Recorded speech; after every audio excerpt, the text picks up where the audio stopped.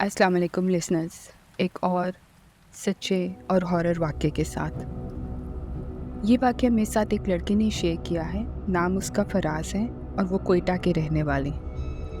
Engineering पढ़ रहा है और इंजीनियरिंग करने के लिए उसने इस्लामाबाद एक कॉलेज में एडमिशन लिया है और वहीं पे करीब एक हॉस्टल के अंदर रहना शुरू कर देता है। ये इस लड़के की अपनी सच्ची कहानी है कि उसको किस तरीके से वो पोजेस्ड हुआ, किस तरीके से उसके ऊपर किसी चीज़ का असर हुआ, कैसे उसने इलाज कराया और अब वो किस हालत में है। फ़राज़ का कहना ये है कि वो इस्लामाबाद में एक हॉस्टल में रह रहा था। उस कमरे में उसके साथ 3 और रूममेट्स थे, यानी वो एक कमरे के अंदर 4 लोग रहते थे। एक दिन कॉलेज से वापसी के ऊपर वो लोग खाने का प्रोग्राम बनाते हैं, बाज़ार जाते हैं और बाज़ार से कोई भुना हुआ चिकन कढ़ाई ले आते हैं। हॉस्टल में आके बहुत मज़े से खाते हैं और बाकी हड्डियाँ वगैरह जब बिन में फेंकने लगते हैं तो फ़राज़ का कहना ये है कि मैं अपने दोस्तों से कहता हूँ कि विंडो से बाहर जो छोटा टेरेस है इनको वहाँ फेंक देते हैं। मेरे दोस्त हंसते हैं तो मैं उन्हें कहता हूँ नहीं नहीं, मैंने सुना है कि जिन वगैरह हड्डियाँ बड़े शौक़ से खाते हैं, तो वो हमने खाया है वो भी खा लेंगे। मेरे दोस्त हंसते हैं और वो हड्डियाँ टेरेस पे फेंक देते हैं। अगले दिन हम अपने कमरे में मामूल के मुताबिक बैठे होते हैं तो मेरे दोस्तों को याद आता है और वो मेरे से पूछते हैं, क्यों फिर तुम्हारे जिन दोस्त आए थे, क्या वो हड्डियाँ खा गए? मैं भी हंसता हूँ तो मैं उन्हें कहता हूँ खुद उठ के देख लो। जब मेरे दोस्त खिड़की खोल के बाहर टेरेस पे देखते हैं तो वहाँ पे किसी हड्डी का कोई नामो निशान नहीं होता। वो सब बहुत हैरान होते हैं और खामोशी से देख रहे होते हैं कि मैं उनसे पूछता हूँ क्या हुआ, खामोश क्यों हो गए? वो पलटते हैं और पलट के मुझे बताते हैं कि यहाँ पे तो कोई भी हड्डी नहीं है। हम चारों थोड़ी देर के लिए बिल्कुल खामोश हो जाते हैं। फिर मैं हंसता हूँ और उन्हें कहता हूँ डर गए? ओहो यार, कोई जानवर, परिंदा, कौवे वगैरह कोई खा गया होगा, तुम लोग तो ऐसे ही घबरा जाते हो। और हम लोग फिर अपने हंसी मजाक में लग जाते हैं। 1-2 हफ्ते गुजरते हैं, हम इसी तरीके से फिर से बाहर से खाना मंगवाते हैं। मेरे दोस्त शरारत में फिर मुझे कहते हैं, क्यों भाई फ़राज़, क्या आज तुम्हारे जिन दोस्तों ने आना है? ये हड्डियाँ बिन में फेंकें कि बाहर टेरेस पे? मैं भी मजाक के मूड में होता हूँ, हंस पड़ता हूँ और उन्हें कहता हूँ हाँ हाँ, टेरेस पे फेंक दो, वो आके अभी खा लेंगे। मेरे दोस्त उठते हैं और वो हड्डियाँ टेरेस पे रख देते हैं। खिड़की बंद करते हैं और हम वापस बैठ के बातें करना शुरू कर देते हैं। अभी मुश्किल से आधा ही घंटा गुजरता है कि मेरा एक दोस्त कहता है, क्या जिन दोस्त आके हड्डियाँ खा गए? तो मैं उन्हें कहता हूँ पता नहीं, उठ के देख लो। वो तीनों उठते हैं। उठ के जैसे ही खिड़की खोलते हैं तो एकदम घबरा जाते हैं, क्योंकि वहाँ पे फिर से किसी भी हड्डी का कोई नामो निशान नहीं होता। मेरी तरफ मुड़ते हैं और चुप खामोशी से मुझे देखना शुरू कर देते हैं। मैं थोड़ा डर जाता हूँ। उनसे पूछता हूँ क्यों, क्या हुआ? उन तीनों की तो जैसे आवाज़ ही बंद है। मैं फिर से उनसे पूछता हूँ क्या हुआ? वो एक दफ़ा मेरी तरफ देखते हैं और एक दफ़ा खिड़की की तरफ। मैं अपने बेड से उठता हूँ और खिड़की की तरफ चल के आता हूँ।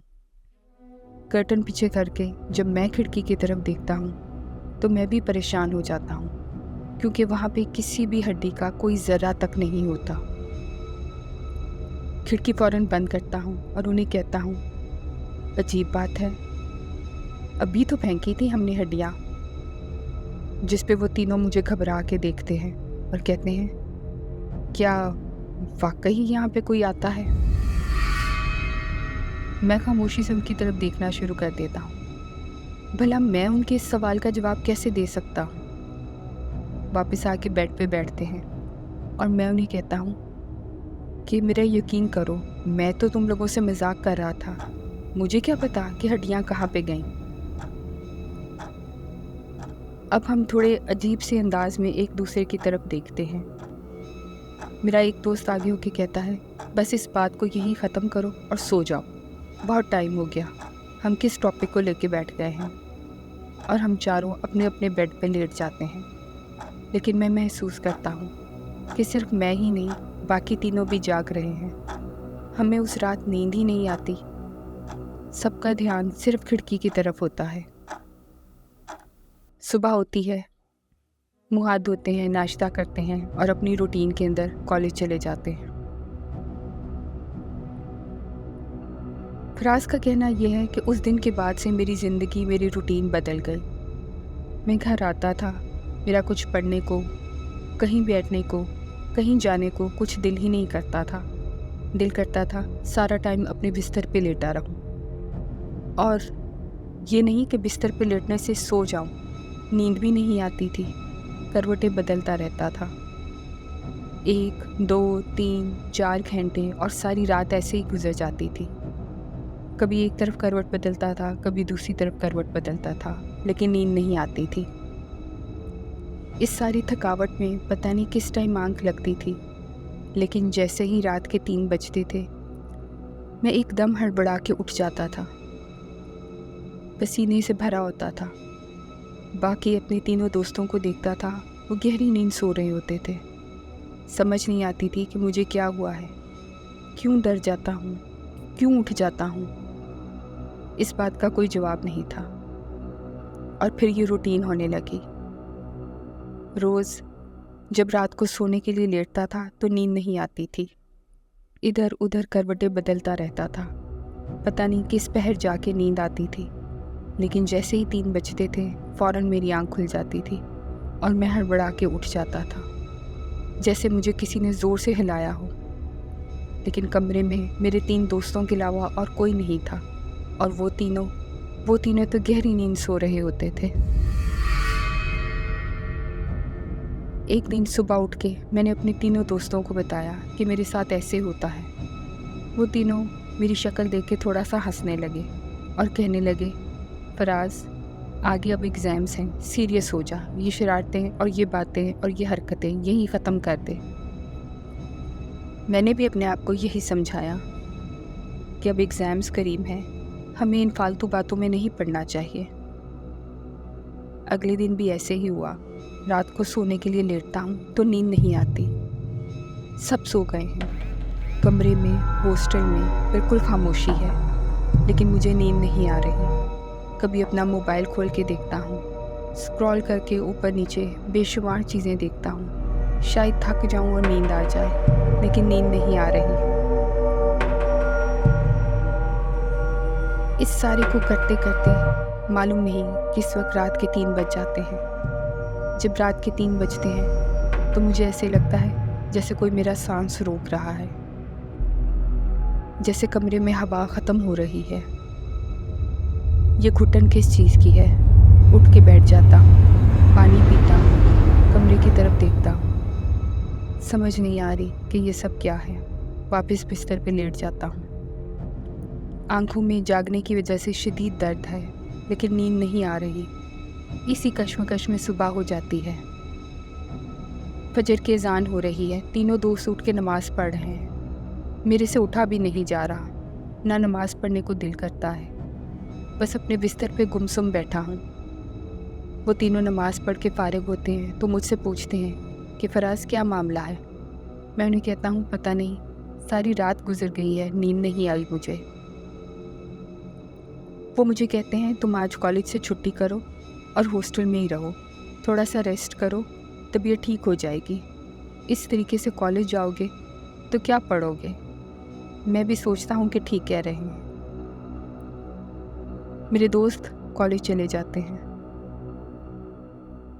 कॉलेज से वापस आते हैं। कॉलेज की रूटीन की बातें होती हैं और रात होती है। सब सोने के लिए लेट गए हैं, मैं भी लेट गया हूँ, लेकिन वही मामूल, कभी इधर करवट लेता हूँ, कभी उधर करवट लेता हूँ। नींद नहीं आती। फराज का कहना यह है कि अब ये मामूल हो गया था। मुझे रात को नींद नहीं आती थी, सारी रात करवटें बदलने में गुजर जाती थी। और जैसे ही 3 बजते थे मेरी तबीयत ख़राब होना शुरू हो जाती थी। आहिस्ता आहिस्ता ये होने लगा कि नींद ना पूरी होने की वजह से मैंने कॉलेज से छुट्टियां करनी शुरू कर दी। मेरा किसी से मिलने को, किसी से बात करने को दिल नहीं करता था। कुछ खाने पीने को भी दिल नहीं करता था। खाना मेरे सामने आता था, भूख लगी होती थी, लेकिन पता नहीं कैसी तबीयत थी कि खाने को हाथ लगाने को दिल ही नहीं करता था। खाने की खुशबू या खाने की स्मेल से मेरा दिल घबराता था। कुछ भी नहीं खा पाता था। इन दिनों में मैं सिर्फ पानी पी रहा था। नींद के पूरे ना होने की वजह से और भूखे और खाली पेट रहने की वजह से मेरी तबीयत दिन ब दिन गिरती जा रही थी। कुछ समझ नहीं आता था, कुछ सुनाई नहीं देता था, कुछ दिखाई नहीं देता था। आहिस्ता आहिस्ता मुझे महसूस होना शुरू हो गया कि मेरी बेनाई कम होती जा रही है, मुझे नज़र आना कम हो गया है। मेरे दोस्त भी मेरी हालत देख देख के परेशान हो रहे थे। मुझे कहने लगे कि तुम कॉलेज से छुट्टी लो और थोड़ी देर के लिए घर चले जाओ। मैंने भी सोचा कि ऐसे ही करना चाहिए। छुट्टी लेता हूँ और घर आ जाता हूँ। घर आके भी अजीब हालत है। ना किसी से बात करता हूँ, ना किसी से मिलता हूँ, ना कुछ खाता हूँ, ना कुछ पीता हूँ, बस अपने कमरे में बंद हूँ। लेकिन कमरे में बंद रह के भी सिर्फ दीवारों को देखता रहता हूँ। कुछ ज़हन काम ही नहीं कर रहा। ना तो नींद आती है, ना तबीयत सेट होती है, ना कुछ हंसने को, ना खाने को, ना खुश होने को, ना रोने को, कुछ भी दिल नहीं करता। ऐसे लग रहा है जैसे सारे एहसासात ख़त्म होते जा रहे हैं। मेरे वालिद और वालिदा परेशान हैं कि क्या हो गया है। कोई उन्हें किसी आलिम दीन का बताता है, उसके पास ले जाते हैं।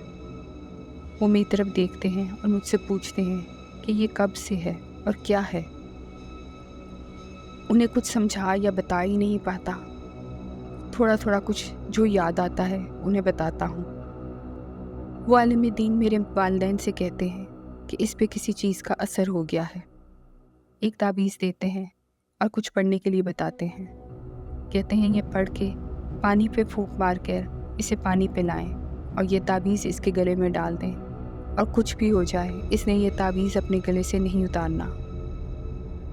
वापस घर आते हैं। अब मेरी वालदा की ये रूटीन है, वो मुझे दम करके पानी पिलाती हैं। कभी तबीयत बहलती है, कभी नहीं बहलती। फिर ये हालत हो गई कि मुझे वालदैन के साथ रहने में भी गुस्सा आने लगा। छोटी छोटी बातों से गुस्सा करता, चीखता, और यहाँ तक कि अपने छोटे बहन भाइयों से लड़ पड़ता और उन्हें मारता। मेरे वालिदैन भी घबरा गए थे कि ये मुझे क्या होता जा रहा है। मुझे कुछ समझ ही नहीं आता था, कुछ अच्छा ही नहीं लगता था। कभी दिल करता था कि सारे दरवाजे खिड़कियाँ खोल के बाहर भाग जाऊँ, और जब बाहर जाता था तो दिल करता था कि कमरे बंद करके, दरवाज़ा बंद करके कमरे के किसी कोने में बैठ जाऊँ। नींद बिल्कुल नहीं आती थी, खाने को कुछ दिल नहीं करता था। दिन ब दिन सेहत गिरती जा रही थी। थोड़े दिन कोयटा रहता हूँ, वापस इस्लामाबाद आ जाता हूँ, इसलिए कि तबीयत में एक अजीब सी बेचैनी है। दिल करता है सब कुछ छोड़ के कहीं चला जाऊँ, लेकिन कहाँ जाऊँ? किसी भी सवाल का कोई जवाब नहीं होता मेरे पास। मेरे दोस्त जब मेरी ये हालत देखते हैं तो वो भी घबरा जाते हैं। मेरा एक दोस्त मुझे ये मशवरा देता है कि कॉलेज जाओ, वहाँ पे एक एप्लीकेशन लिख के देते हैं ताकि वो तुम्हारा सेमेस्टर फ्रीज़ कर दें, और जब तुम्हारी तबीयत ठीक होगी तो दोबारा एग्ज़ाम्स दे लेना। मुझे भी उनकी ये बात समझ आती है।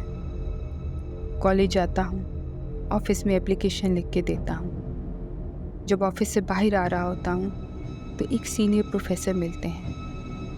वो मेरी तरफ देखते हैं और मुझे कंधे से पकड़ के रोक लेते हैं और मुझे कहते हैं क्या नाम है तुम्हारा? मैं उन्हें बताता हूँ तो कहते हैं मुझे तुम कुछ ठीक नहीं लग रहे, क्या हुआ है? मैं उनकी तरफ देखता हूँ और कुछ बोल ही नहीं पाता। वो जैसे मेरी आंखों से मेरी तबीयत और मेरे दिल का हाल पढ़ लेते हैं। मुझे कहते हैं तुम्हें रूहानी इलाज करवाना चाहिए, किसी आलिम दीन के पास गए हो? मैं हाँ में सर हिला देता हूँ। तो कहते हैं उन्होंने कोई ताबीज़ दिया है? मैं कहता हूँ हाँ। जिस पे वो मुझे कहते हैं इस तावीज़ को संभाल के रखना और जो उन्होंने पढ़ने के लिए कहा है उसको बाकायदगी से पढ़ो। मैं बहुत हैरानगी से उनकी तरफ देखता हूँ, लेकिन वो प्रोफेसर ये कह के आगे को चले जाते हैं। मैं सोचता हूँ, इनको ये सब किसने बताया, इनको कैसे पता चला? और ये सोचते सोचते वापस हॉस्टल आ जाता हूँ। अपने कमरे में बैठा हूँ। अब तो ये हालत है कि अपने दोस्तों से बात करने को भी दिल नहीं करता, खामोशी से बैठा रहता हूँ। इसी तरह एक रात का जिक्र है कि मैं अपने बेड पे बैठा रात के टाइम सोने की कोशिश कर रहा था। नींद नहीं आ रही थी। मेरी नज़र पंखे पे पड़ी तो मुझे ऐसा महसूस हुआ कि पंखे के ऊपर कोई काले रंग का परिंदा बैठा हुआ है। मैं ज़ोर से अपने दोस्त को आवाज़ देता हूँ और उसे कहता हूँ, लाइट ऑन करो, लाइट ऑन करो।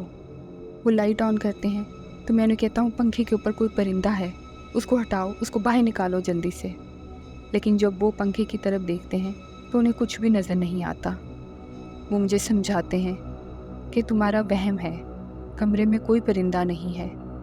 मुझे लटाते हैं, मेरे ऊपर कंबल देते हैं और फिर कमरे की लाइट ऑफ कर देते हैं। मैं उनके कहने पे अपनी आंखें बंद कर लेता हूँ, लेकिन नींद पता नहीं कहाँ गुम है। दोबारा आंखें खोलता हूँ और यही सोच रहा होता हूँ कि मुझे तो कुछ नज़र आया था। और ये सोचते सोचते बेध्यानी में मेरी नज़र फिर पंखे पे जाती है। मुझे पंखे पर फिर कोई परिंदा बैठा नज़र आता है। मैं फिर चीख मार देता हूँ। मेरे दोस्त उठते हैं और मुझे देखते हैं। मैं उन्हें कहता हूँ कि पंखे पे कुछ है। वो लाइट ऑन करते हैं लेकिन पंखे पर कुछ नहीं होता। मुझे पानी पिलाते हैं और मुझे लिटा देते हैं। लेट गया हूँ लेकिन नींद नहीं आ रही। आंखें बंद हैं लेकिन कुछ समझ नहीं आ रही। अब मुझे किसी पहर थोड़ी सी नींद आती थी, लेकिन उस नींद में बहुत अजीब से ख्वाब आते थे। एक दिन ऐसे ही ज़बरदस्ती सोने की कोशिश कर रहा होता हूँ। पता नहीं किस पहर जाके आंख लगती है। ख्वाब में देखता हूँ कि कोई बहुत खूबसूरत लड़की है जो मेरा हाथ पकड़ के मुझे किसी तरफ लेके जा रही है। वो क्या जगह है मैंने हकीकत में कभी नहीं देखी। बहुत ही खूबसूरत जगह थी, लेकिन मैं आपको लफ्ज़ों में नहीं बता सकता कि वहाँ पे कितनी बेहयाई थी। क्या कुछ था वो मैं बयान नहीं कर सकता। और वो लड़की उस सब के दरमियान में से मुझे गुजारती जा रही है। एक जगह जाके रुक जाती है। सामने एक दीवार है और वहाँ खड़ी होकर मुझे कहती है, कितनी देर तक भागोगे, हम तुम्हें यहाँ ले ही आएंगे। ये सुनना था कि मेरी एकदम आँख खुल जाती है। अपने इर्द गिर्द देखता हूँ। सख्त सर्दी का मौसम है। कंबल मैंने अपने ऊपर से उतार रखा है और पसीने से भरा हुआ हूँ। समझ नहीं आती कि ये सब क्या था। सुबह हो जाती है, दोस्त उठते हैं, कॉलेज जाते हैं, वापस आते हैं और मैं उसी तरह अपने बिस्तर पे बैठा रहता हूँ। ना तो नींद पूरी होती है, ना कुछ खाया जाता है। आदम बेजार हो गया हूँ। ना किसी से बात करता हूँ, ना किसी से मिलता हूँ। दिल करता है बिस्तर पे बैठा रहूँ, कोई कमरे में रोशनी भी ना आए और ना मैं किसी को देखूँ और ना किसी से मिलूँ। एक दिन फिर दोबारा लेटता हूँ। पता नहीं किस टाइम आँख लगती है। ख्वाब में देखता हूँ कि एक बहुत ही खौफनाक इंसान है। उसके हाथ में कोई बहुत बड़ी तलवार की तरह की चीज़ है और उसके सामने कुछ लोग बैठे हैं। वो हर एक से पूछता जा रहा है कि तुम मुसलमान हो, तुम मुसलमान हो। और जो कहता है कि मैं मुसलमान हूँ, वो तलवार से उसकी गर्दन और सर उड़ा देता है। ये देख के मुझ पे इतना खौफ तारी हो जाता है और मेरी एकदम आँख खुल जाती है। ये सब क्या हो रहा है, क्या माजरा है, मुझे कुछ समझ नहीं आ रहा। अब मुझे आहिस्ता आहिस्ता चीज़ें भी भूलना शुरू हो गई हैं। कभी अपने दोस्तों के नाम भूल जाता हूँ, कभी ये भूल जाता हूँ कि मेरे हाथ में क्या था। कोई चीज़ अपने हाथ से रख के, कोई कपड़े, कुछ खाना पीना, अजीब हरकतें कर रहा हूँ। सब कुछ भूलता जा रहा हूँ। मेरे दोस्त भी परेशान हैं। कोई समझ ही नहीं पा रहा कि मुझे क्या हो गया है। मेरा एक दोस्त मुझे डॉक्टर के पास लेके जाता है। वो किसी साइकियाट्रिस्ट का बताता है। उसके पास जाते हैं। वो कहता है कि नींद ना पूरी होने की वजह से और कुछ ना खाने की वजह से इनकी ये हालत है।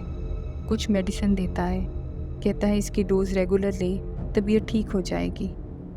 1 दिन 2 दिन मेरे दोस्त मुझे उसकी डोज़ खिलाते हैं।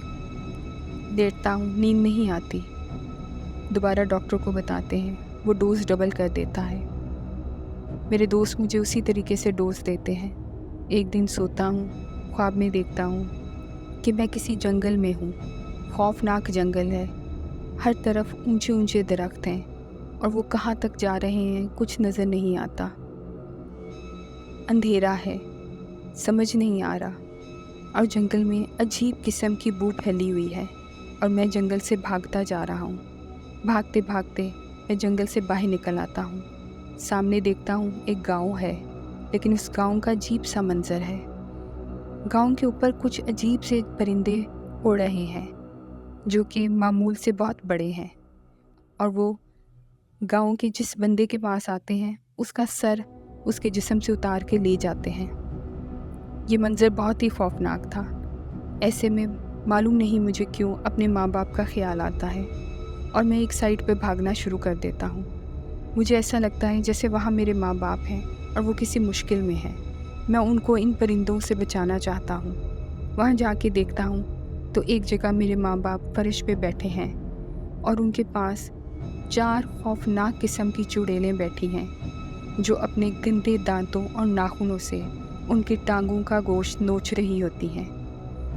मैं ये देख के भागता हूँ और उनके पास जाके वहाँ से पता नहीं क्या चीज़ जो भी मेरे हाथ में आती है उठाता हूँ और उन चुड़ैलों को मारना शुरू कर देता हूँ। वो हंसती जाती हैं और गोश्त को नोचती जाती हैं। मेरे माँ बाप सख्त तकलीफ़ में हैं। इस सारी कश्मकश में मेरी आँख खुल जाती है। उठ के देखता हूँ, पसीने में भरा हुआ हूँ, कांप रहा होता हूँ। मेरा हाथ मेरी गर्दन की तरफ जाता है और मैं महसूस करता हूँ कि वो तावीज़ जो मुझे बाबा जी ने पहनने के लिए दिया था वो मेरी गर्दन में मौजूद नहीं है। कंबल पीछे करता हूँ, सारा बिस्तर झाड़ता हूँ तो वो फर्श पे गिरा होता है। फ़ौरन तावीज़ उठाता हूँ और उसे पहन लेता हूँ। बिस्तर पे बैठ के सोचता हूँ, ये मेरी गर्दन से निकल कैसे गया? इसकी तो गिरा बहुत छोटी थी, ये खुद नहीं निकल सकता। कुछ समझ नहीं आती। मेरा जहन तो वैसे ही काम नहीं कर रहा होता। पानी पीता हूँ और दीवार के साथ टेक लगा के बैठ जाता हूँ। सुबह होती है, मेरे दोस्त मुझे इस हालत में बैठा देखते हैं तो वो पूछते हैं क्या हुआ, लेकिन मैं उन्हें कुछ बता ही नहीं पाता कि मेरे साथ क्या हो रहा है। वो मुझे फिर कमरे में छोड़कर खुद कॉलेज चले जाते हैं। फराज का कहना ये है, इन तमाम दिनों के अंदर मुझे अज़ान की आवाज़ बिल्कुल भी अच्छी नहीं लगती थी। जिस वक्त अज़ान होती थी मैं अपने कानों में हैंड फ्री लगा लेता था, अपने मोबाइल पे ज़ोर से गाने लगा लेता था और ऊंची आवाज़ में सुनना शुरू कर देता था। पता नहीं मुझे क्या हो रहा है, कौन है या क्या है जो मुझे नॉर्मल ज़िंदगी से रोकता जा रहा है। सिर्फ इतना ही नहीं, फराज का कहना ये है कि अब मुझे वक्त का भी एहसास नहीं होता था। एक दिन मैं अपने बिस्तर पे ही बैठा होता हूँ कि अपने आप को समझाता हूँ कि नहीं नहीं, मुझे खुद हिम्मत करनी पड़ेगी और अपनी रूटीन बदलनी पड़ेगी। उठता हूँ, उठ के मुँह धोता हूँ और ख़ुद ही अपने आप से लड़ता हुआ, अपने आप को समझाता हुआ कॉलेज चला जाता हूँ। एक क्लास के अंदर जाके बैठता हूँ, लेक्चर अटेंड करता हूँ और फिर वापस हॉस्टल आ जाता हूँ। हॉस्टल आके अपनी बुक्स खोलता हूँ, टेबल पे बैठा हूँ, किताबों की तरफ देख रहा हूँ, लेकिन उनमें क्या लिखा है मुझसे पढ़ा ही नहीं जा रहा। एक लफ्ज़ भी नहीं पढ़ पाता। समझ नहीं आ रहा कि सब कुछ मेरे ज़हन में से कहाँ निकल के चला गया है। उठता हूँ, जो डॉक्टर ने मेडिसिन दी होती है उसकी एक डोज लेता हूँ और बिस्तर पे लेट जाता हूँ। कितनी देर सोचता रहता हूँ, हवा में कुछ देखता रहता हूँ, छत को घूरता रहता हूँ और किसी टाइम आकर नींद आ जाती है। सो जाता हूँ, लेकिन उसी तरीके से जब रात के 3 बजते हैं तो मेरी आँख खुल जाती है। उठता हूँ, उठ के पानी पीता हूँ, कमरे से बाहर निकलता हूँ। पूरे हॉस्टल में खामोशी है, किसी की कोई आवाज़ नहीं है। वापस कमरे में आता हूँ और आके लेट जाता हूँ। नींद में होता हूँ कि मेरे दोस्तों के बोलने की, चलने की आवाज़ आती है। मुझे ऐसा महसूस होता है कि सुबह हो गई है और वो कॉलेज जाने की तैयारी कर रहे हैं। हिम्मत करता हूँ, अपने आप को उठाता हूँ और मैं भी कॉलेज चला जाता हूँ। वापस आता हूँ, खाना खाने की कोशिश करता हूँ, कुछ खाया नहीं जाता। अपने कमरे में जाता हूँ और फिर से लेट जाता हूँ। किसी तरह नींद आती है और सो जाता हूँ। जब सो के उठता हूँ तो देखता हूँ कि सारे दोस्त अभी तक सो रहे हैं। सोचता हूँ शायद अभी रात का टाइम है, इसीलिए सब सो रहे हैं। लेकिन खिड़की की तरफ देखता हूँ तो वहाँ से दिन निकलने की रोशनी आ रही होती है। कर्टन पीछे करके देखता हूँ, ये तो दिन चढ़ गया। ये सब अभी सो क्यों रहे हैं? इन्होंने कॉलेज नहीं जाना? उनके पास जाता हूँ, उनको हिलाता हूँ, क्या बात है, तुम लोगों ने कॉलेज नहीं जाना? वो कहते हैं नहीं नहीं, सोने दो, छुट्टी है, आज तो ना हिलाओ। मैं वापस अपने बिस्तर पे बैठता हूँ, अपनी घड़ी की तरफ देखता हूँ। घड़ी टाइम बता रही होती है और दिन इतवार का है, लेकिन मेरे मुताबिक आज इतवार नहीं है। मेरे मुताबिक तो आज ट्यूसडे है। सोचता हूँ ये क्या हो रहा है? क्या मेरी घड़ी गलत टाइम बता रही है? मोबाइल खोल के देखता हूँ, मोबाइल पे भी संडे आ रहा होता है। फ़ौरन अपने लैपटॉप के पास जाता हूँ, उसे खोल के देखता हूँ, गूगल पे डेट देखता हूँ कि आज डेट और डे क्या है। वो भी यही बताता है कि आज संडे है। मुझे क्यों ऐसा लग रहा है? ये दिन को क्या हो गया है? मुझे वक्त का एहसास क्यों नहीं हो रहा? इन सवालों के कोई जवाब नहीं। फराज का कहना ये है कि अब मैं अक्सर रात के टाइम बाहर सड़क पे निकल जाता था। सुनसान सड़क है, कोई इंसान, कोई चरिंद परिंद नहीं, बस हवा चल रही है और मैं सड़क पे चलता जा रहा हूँ। कितनी दूर तक जाता था मुझे नहीं मालूम, और कब वापस आ जाता था ये भी नहीं मालूम।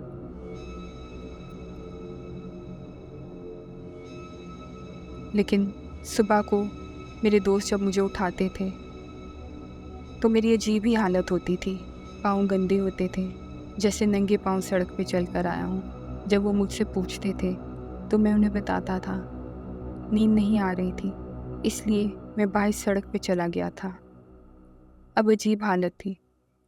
उन्होंने कमरे को अच्छी तरह लॉक करना शुरू कर दिया। वो डर गए थे कि कहीं मैं नींद में बाहर निकल जाऊं और कहीं गुम ना हो जाऊं। मेरी इस हालत को देखते हुए मेरे तीनों दोस्तों ने मुझे वापस कोयटा मेरे घर पहुंचा दिया। यहाँ अम्मा अब्बा अभी तक परेशान हैं कि क्या हो रहा है। मेरी तबीयत नहीं संभल रही। उसी आलिम दीन के पास दोबारा जाते हैं। वो दोबारा से पढ़ने के लिए कुछ बताते हैं। मेरी वालदा ने वो पढ़ाई शुरू कर दी है।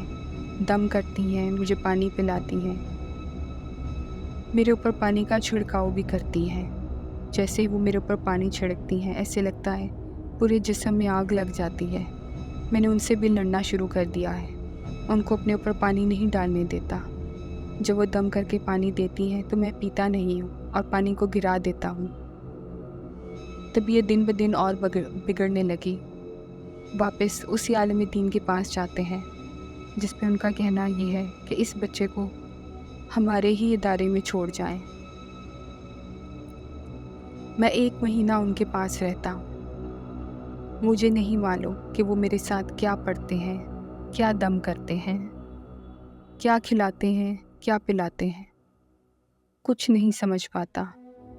आहिस्ता आहिस्ता जब तबीयत संभलने लगती है तो फिर एहसास होता है कि मैं कहाँ पे हूँ और वो मुझे क्या खिला पिला रहे हैं। फिर वो मुझे बताते हैं कि महीना हो गया है और अब कहीं जाके तुम्हारी तबीयत संभली है। फराज का कहना ये है उसके बाद मेरी तबीयत ठीक होती है और मैं घर आ जाता हूँ। अब शुक्र अल्हम्दुलिल्लाह मैं ठीक हूँ, लेकिन आज भी जब उस वक्त को याद करता हूँ तो डर जाता हूँ कि ये मेरे साथ क्या हुआ था।